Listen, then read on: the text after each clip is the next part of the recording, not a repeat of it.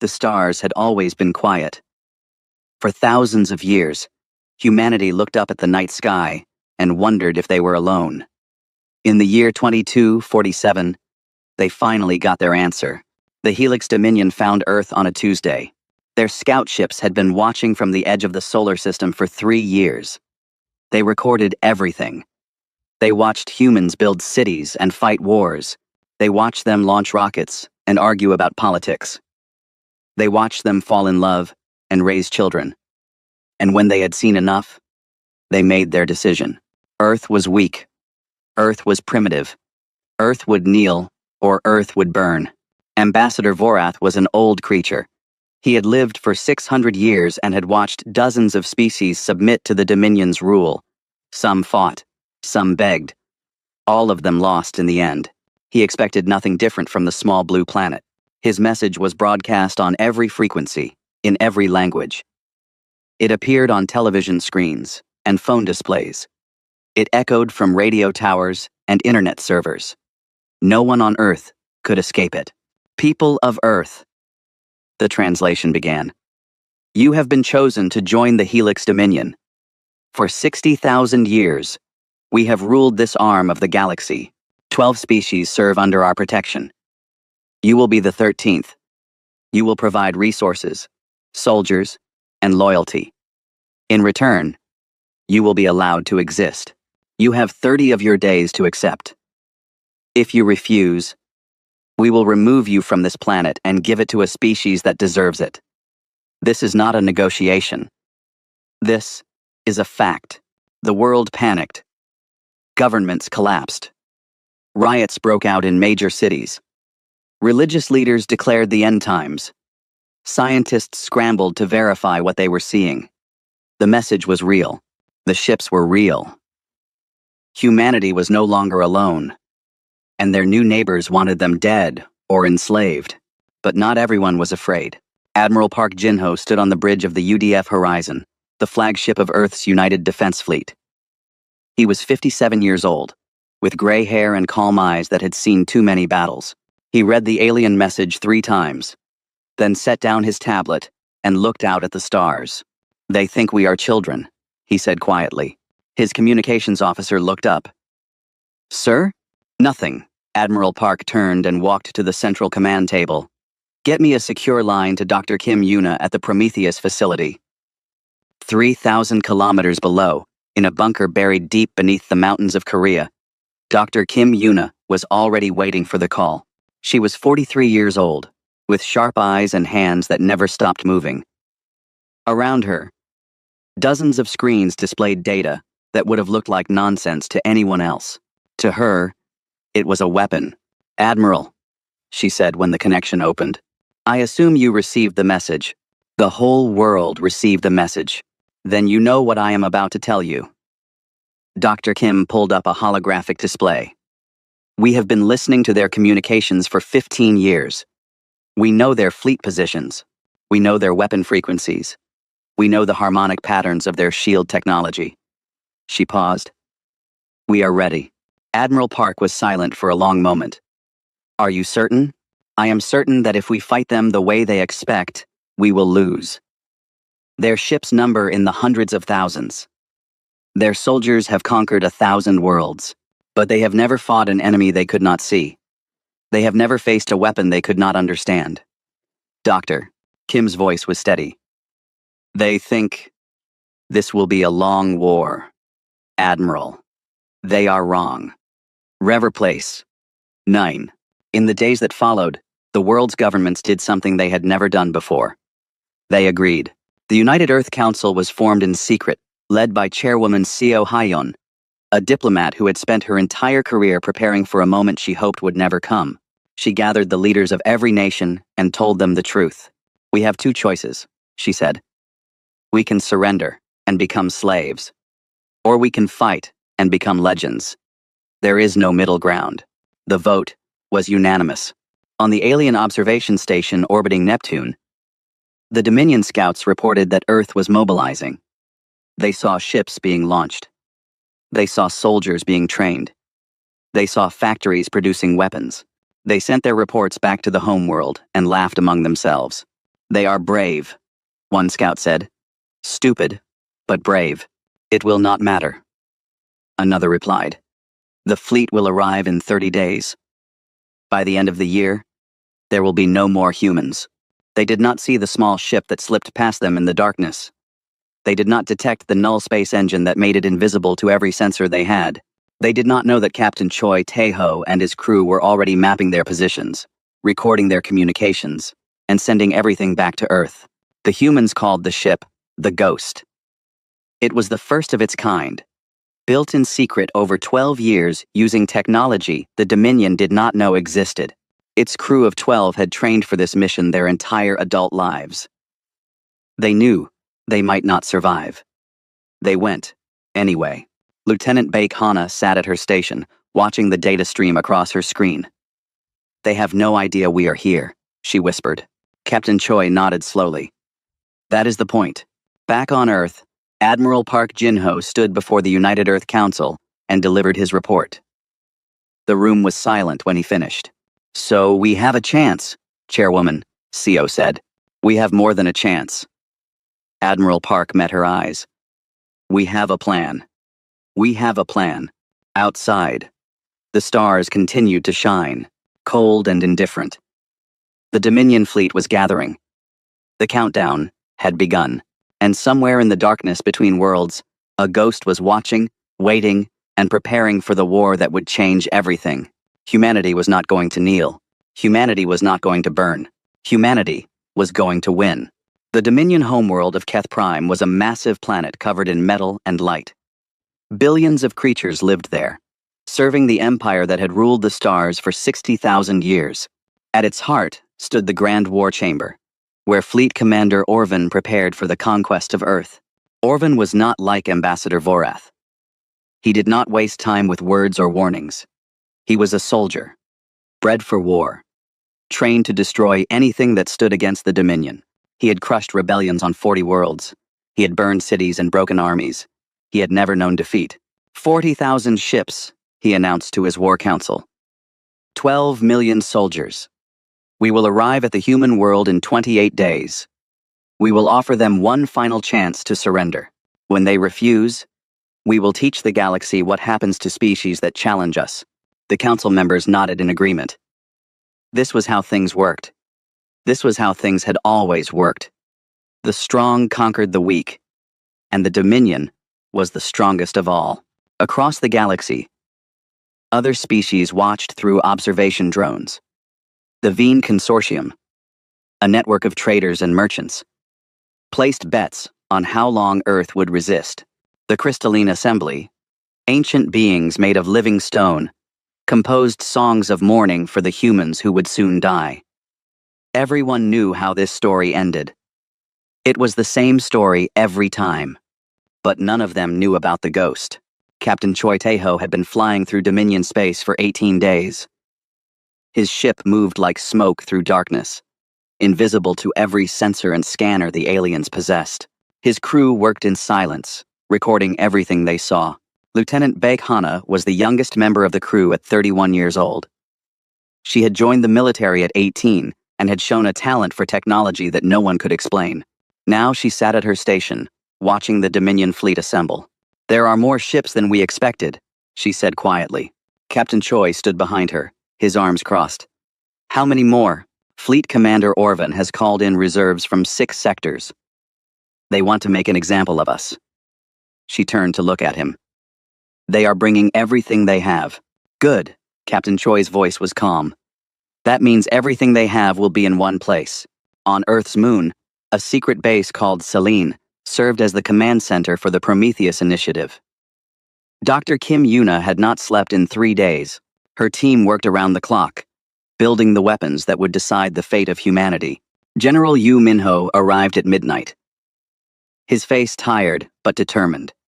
He commanded all of Earth's ground forces, millions of soldiers who were ready to fight and die for their planet. But he knew that ground forces would not matter if the Dominion controlled the sky. How are we progressing? He asked. Dr. Kim pointed to a holographic display showing 17 dots scattered across the solar system. The Sunlance platforms are in position. We tested the frequency calibration this morning. It works. It works. You are certain it will penetrate their shields? Their shields are designed to stop energy and matter. They absorb and redirect everything that hits them. But the sun lance does not hit their shields. Doctor. Kim's eyes were bright with something between exhaustion and excitement. It passes through them. It vibrates at the exact frequency that makes their shields transparent. They have never seen anything like it because no one has ever thought to try it. General Yu nodded slowly. And if you are wrong? Azuki? Then we die. But I am not wrong. In the shadows of Dominion space, the Ghost continued its mission. The crew recorded the position of every flagship, the location of every command vessel, the communication patterns of every admiral. They mapped the entire invasion force without being detected. Specialist An Somin was responsible for communications. She was 29 years old and had a gift for languages. In the months before the mission, she had learned to read and speak the Dominion's primary language. Now she listened to their conversations and smiled. They are arguing about who gets to lead the ground assault, she reported. 3 different admirals want the honor of being the first to set foot on Earth. Let them argue, Captain Choi replied. It will not matter soon. Director Shin Unji ran military intelligence for the United Earth Council. She was 60 years old and had spent her life learning secrets. Now she sat in a dark room on Earth, watching the data stream in from the Ghost. They have positioned their entire command structure in one sector, she said to Admiral Park. Every admiral, every general, every decision-maker, all together. Admiral Park looked at the tactical display. 40,000 ships stretched across space in a formation that was meant to be overwhelming. It was meant to show Earth how hopeless resistance would be. Instead, it showed him exactly where to strike. Arrogance, he said softly. They have never lost, Director Shin replied. They do not believe they can lose. That is their weakness. The days passed. The Dominion fleet drew closer. On Earth, people held their families tight and prayed to whatever gods they believed in. The military kept the Prometheus initiative secret. They did not want to give false hope. They did not want the enemy to know what was coming. Captain Choi Tae-ho made his final report on the 26th day. The Ghost had mapped everything. Every ship. Every commander. Every weakness. Phase 1 is complete, he said through the encrypted channel. Awaiting orders for Phase 2. Dr. Kim Yuna's voice came back clear and strong. Hold position. When the invasion begins, you will transmit final coordinates. Then, you will run. Understood. Lieutenant Baek-hana looked at her captain. Do you think it will work? Captain Choi was quiet for a moment. Then he smiled. Something rare and precious aboard a ship that had been silent for nearly a month. I think we are about to find out. The Dominion fleet was 2 days away. 40,000 ships. 12 million soldiers. 60,000 years of unbroken victory. And one small ghost floating among them, carrying the data that would end their empire forever. The ultimatum expired at exactly 6 o'clock, Galactic Standard Time. Fleet Commander Orvan stood on the bridge of his flagship, a massive ship called the Unbroken Will. Around him, thousands of officers worked at their stations, preparing for the moment they had trained their entire lives for. The conquest of a new world. All ships, Orvan commanded, his voice echoing through every vessel in the fleet. Begin. Advance. Formation, Keth 7. Destroy anything that resists. 40,000 ships activated their engines. The formation stretched across millions of kilometers, a wall of metal and fire that blocked out the stars. This was the power of the Helix Dominion. This was what 60,000 years of conquest looked like. Across the galaxy, observers settled in to watch the spectacle. Representatives from neutral species gathered around their screens, eager to see another primitive world crushed beneath the Dominion's boot. The Veen Consortium had opened a betting pool on how long Earth would last. The longest bet was 6 cycles, roughly 18 Earth months. Most bets were much shorter. Some expected the humans to surrender before the first shot was fired. The crystalline assembly played their dirges, beautiful songs of mourning for a species that was about to die. They had played these songs many times before. They would play them many times again, No one expected what happened next. Specialist An Salman was monitoring communications aboard the UDF Horizon when she noticed the first anomaly. A Dominion ship at the rear of the formation had sent a message to the flagship. The message never arrived. "That is strange," she muttered. She ran a diagnostic on her equipment. Everything was working perfectly. She checked the alien frequencies again. More messages were failing. Ships at the front could not reach ships at the back. Commanders were calling for updates and receiving only silence. "Admiral," she said, her voice rising with urgency. "Something is happening to their communications.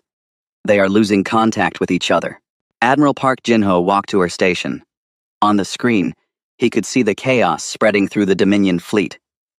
Ships were slowing down, uncertain of their orders. Formations were breaking apart, as commanders lost track of their subordinates. "Dr. Kim's frequency disruptors," he said quietly. "They are working." Months earlier, Dr. Kim Yuna had developed a weapon that did not kill.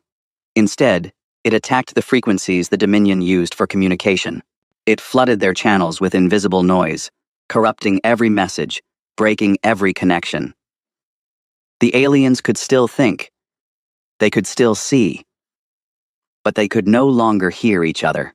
On the bridge of the Unbroken Will, Fleet Commander Orvin felt the first touch of doubt. "Why is no one responding?" he demanded. "Admiral Teth, report your position." "Admiral Cran, confirm formation status." Nothing. Only silence. "Check the equipment," he ordered. "Find the fault." His officers scrambled to obey. But there was no fault to find. Their systems were perfect. Their technology was flawless. The problem was something they had never imagined. Something they had no defense against. Someone was jamming them. Aboard the Ghost, Captain Choi Tae-ho watched the confusion spread. His crew had activated the disruptors 30 minutes earlier, using the coordinates they had gathered over weeks of silent observation. Now they watched as the most powerful fleet in the galaxy fell into disorder. "It is working," Lieutenant Baek-hana said, her voice barely a whisper. "They cannot coordinate." Captain Choi nodded. "Send the signal." Phase 2. Lieutenant Beck transmitted a single burst of data toward Earth. It contained the exact coordinates of every flagship, every command vessel, every admiral in the Dominion fleet. The transmission lasted less than 1 second. No one in the Dominion detected it. On Selene base, Dr. Kim Yuna received the coordinates. She verified them 3 times, then turned to General Yu Minho. "We have their positions. All of them." The general's face was pale. He understood what was about to happen. He understood that they were about to change the course of galactic history. "Send the order to the Sunlance platforms," he said. Dr. Kim typed in the authorization codes. On 17 hidden stations, scattered across the solar system, weapons began to charge. These were not ordinary weapons. They did not fire missiles or energy beams. They fired something far more dangerous. Back in the Dominion fleet, Admiral Teth managed to restore partial communications with a nearby vessel. "What is happening?" he demanded. "Why can we not reach the flagship?" "Unknown," the response came. "All channels are compromised. We are trying to..." The transmission cut off. Admiral Teth stared at his screen, trying to understand. In 60,000 years, nothing like this had ever happened. The Dominion's technology was supposed to be perfect. Their communications were supposed to be unbreakable, but humans did not care what was supposed to be. Fleet Commander Orvin finally managed to send a message through the chaos. "All ships, maintain formation. Continue, advance. Do not stop for any reason." Some ships received the message, others did not. The formation that had been so perfect, so overwhelming, was now scattered and confused. Ships drifted in different directions. Commanders made their own decisions because they could not receive orders. Across the galaxy, the observers stopped talking. Something was wrong. This was not how conquests were supposed to look. The Dominion fleet should have been an unstoppable wave. Instead, it looked like a broken mirror, pieces floating in all directions. Admiral Park Jin-ho stood at the center of the UDF Horizon's bridge. Around him, his officers worked in perfect silence. They knew what was coming. They had trained for this moment for years. All weapons platforms report ready, an officer announced. Admiral Park looked at the tactical display. 40,000 ships, 12 million soldiers, 60,000 years of history, all about to end. Fire, he said. And 17 beams of light lanced across the darkness of space, moving faster than anything the Dominion had ever seen, passing through shields that had never been breached, and striking targets that never saw them coming. The war had just begun, and it was already over. The beams were invisible to the naked eye.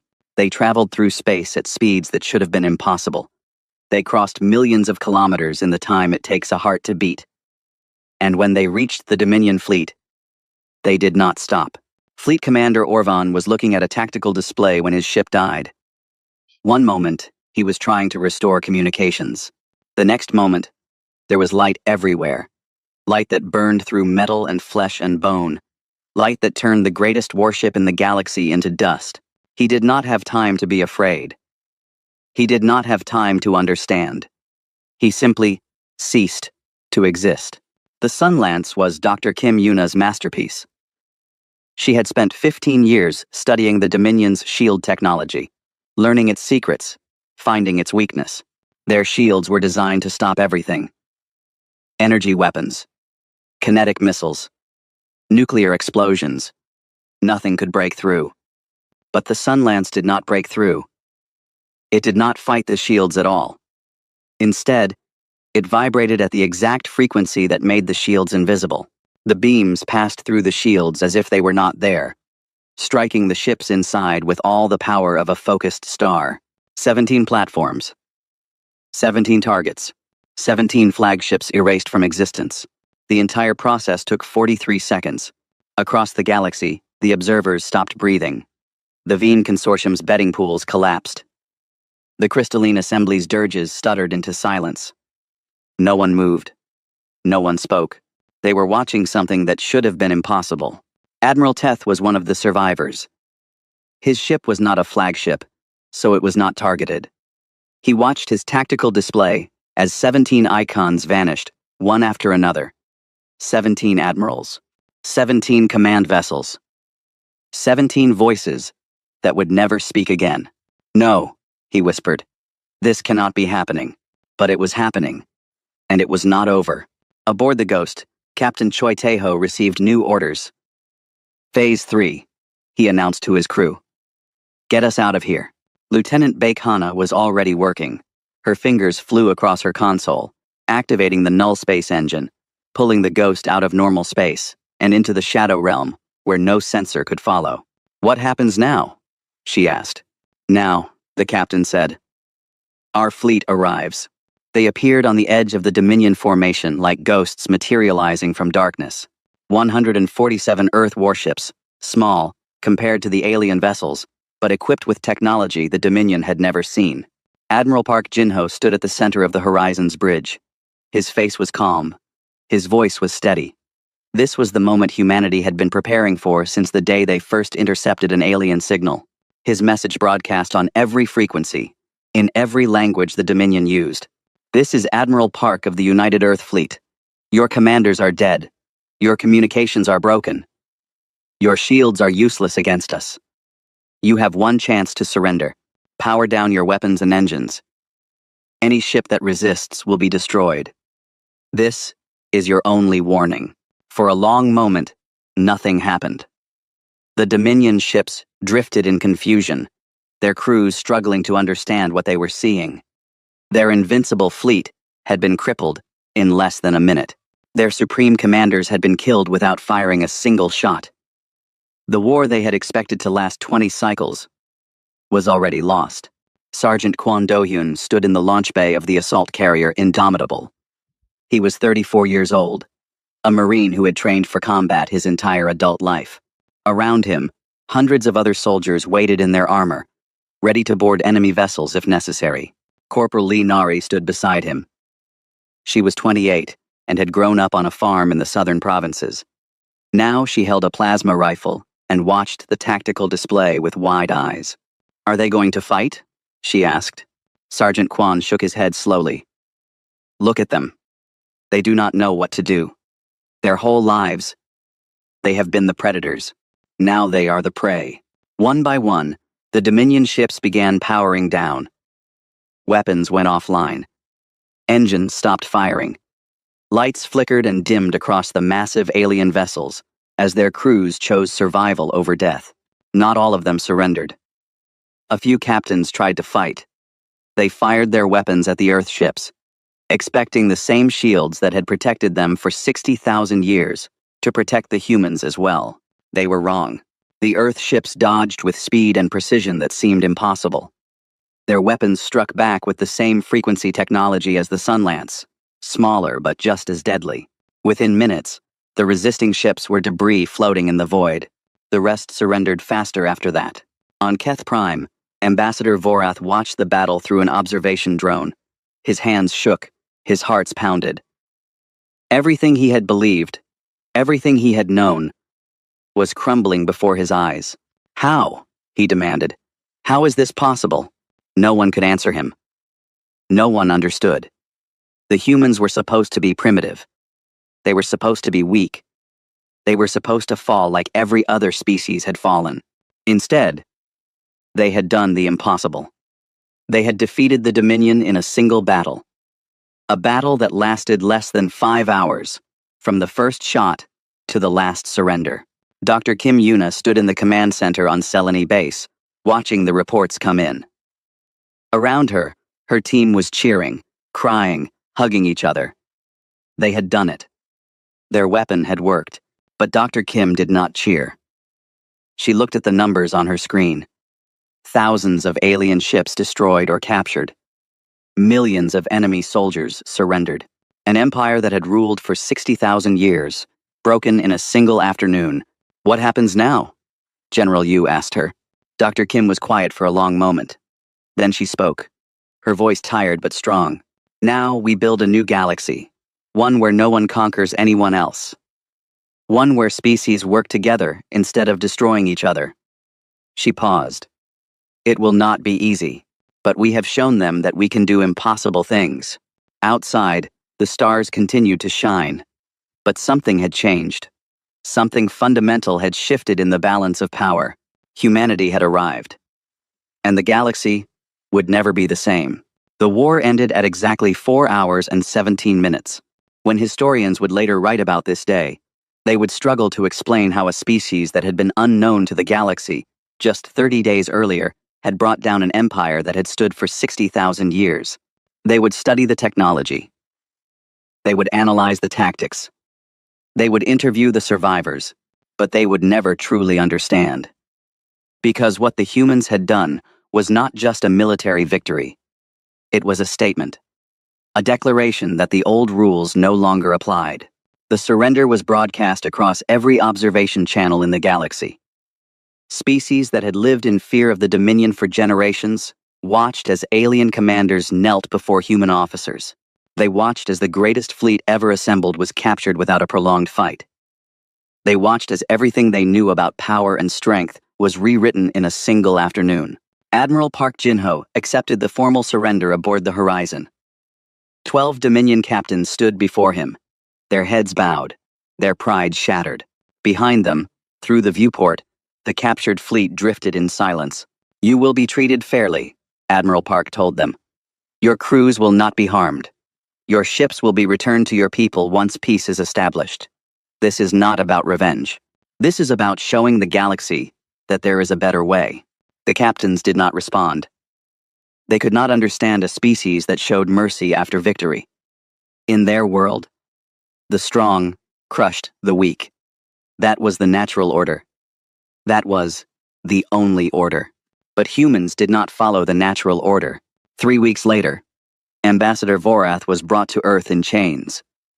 He had tried to flee Keth Prime when the news of the defeat arrived.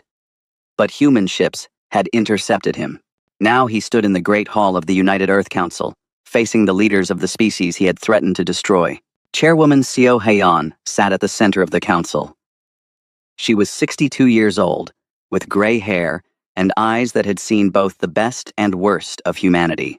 She had led her people through the greatest crisis in their history. Ambassador Vorath, she said, her voice calm and clear. "You came to our world with a message.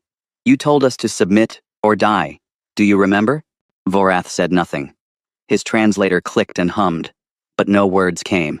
"I will tell you what I remember," Chairwoman CEO continued. "I remember sitting in this very room, reading your ultimatum. I remember thinking about my children and my grandchildren. I remember wondering if they would live to see another year." She stood up and walked toward him slowly. "You gave us 30 days to surrender. You thought we would spend those days in fear, begging for mercy, hoping you would show kindness. Instead, we spent those days preparing. We refined our weapons. We trained our soldiers. We made ourselves ready for a war you thought would last 20 cycles." She stopped directly in front of him. "It lasted 4 hours. Vorath finally spoke, his voice broken and confused. "How? How did you do this? We watched you. We studied you. You were primitive. You were nothing."